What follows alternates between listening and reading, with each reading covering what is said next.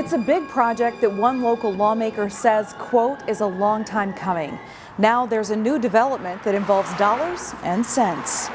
Representative Cedric Frazier of New Hope is proposing legislation to provide state funding for the Metro Blue Line extension that would connect downtown Minneapolis to the northwest suburbs. Frazier's bill would provide $200 million through state bonding.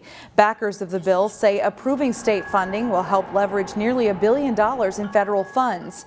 Supporters of the legislation include North Hennepin Community College and businesses in Brooklyn Park, including Takata and Design Ready Controls. What this extension will do is provide for an opportunity for the communities in the northwest suburbs going through up into Brooklyn Park to have access to downtown Minneapolis, have access to affordable housing, and to really kind of instill more of the vibrant communities that we want in our cities in Minnesota. Hennepin County Commissioner Jeff Lundy, a former Brooklyn Park mayor, testified that light rail has brought in more than $9 billion in development at existing and planned light rail stations. A new auto dealership is coming to Golden Valley. Genesis is the high-end branch of Hyundai's vehicle line. They compete with other luxury brands like Mercedes-Benz, Lexus, and BMW. The Golden Valley City Council voted unanimously to support the new development. The dealership will be located south of 394 near the Jaguar, Land Rover, and Toyota dealerships. The project would bring 20 new jobs to Golden Valley. A 5-story parking ramp will also be constructed on the site. Here's an opportunity to burn off some calories while also raising money for a good cause. Lifetime is hosting its annual Ride of a Lifetime charity cycle event to raise money for Gillette Children's Hospital and the Lifetime Foundation. Members and non-members are invited to get in the cycle studio at any Lifetime Club on Saturday, April 29th from 8 to 11 a.m. for a fun, heart-pounding workout. The Plymouth Club always gets a full house for this event. Participants are encouraged to raise a minimum of $250, and all of the funds raised locally will stay right here in Minnesota.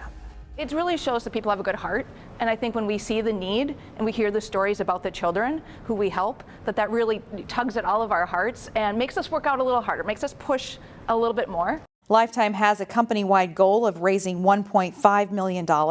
You can find a link to register on our website, ccxmedia.org. For more than 50 years, Mark Lauer has been designing one-of-a-kind pieces of jewelry. His passion led him to open up a store on Main Street in Maple Grove more than 15 years ago. But now Lauer is retiring and his current store is set to close. As Sarah Allen reports, the jeweler has created many precious memories. This is a piece with Tahitian and white pearls. Visit Mark Lauer.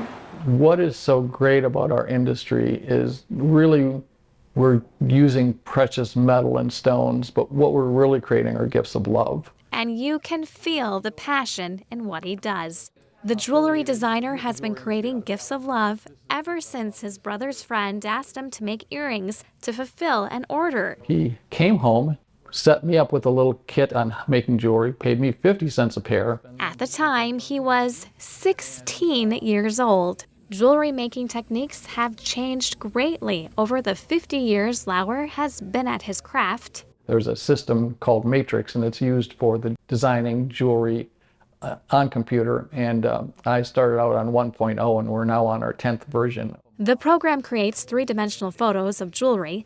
It can also help create 3D printed models that clients can try on. You could grow even 12, 15 rings or pendants or whatever at a time. The jeweler makes and sells his pieces in a location that's a far cry from where he's been. I changed the basement of my home into a manufacturing facility, and we did casting, polishing, everything down there initially. Lauer was glad to leave the basement as the business grew and he needed more space and security.